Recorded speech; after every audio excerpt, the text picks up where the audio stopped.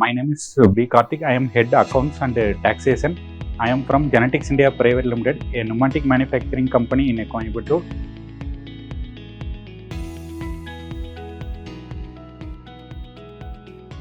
Now, government is moving towards most new systems like TReDS platform. They are introducing now MSME payments and everything.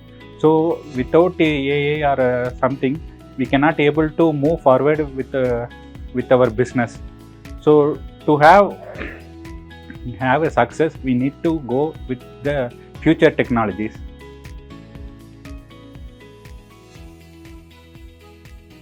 We are a more than 500 crores group turnover company, and we have more than 7 GSTs, 5 companies, and all these transactions has been handled by only 2%.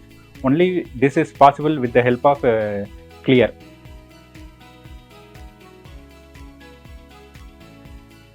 See, it's kind of a mix both of friend and enemy. So without human intelligence, we cannot use the AI.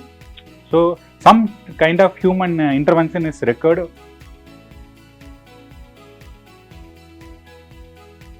Sometimes the suppliers will do some mistakes in the e-invoice itself.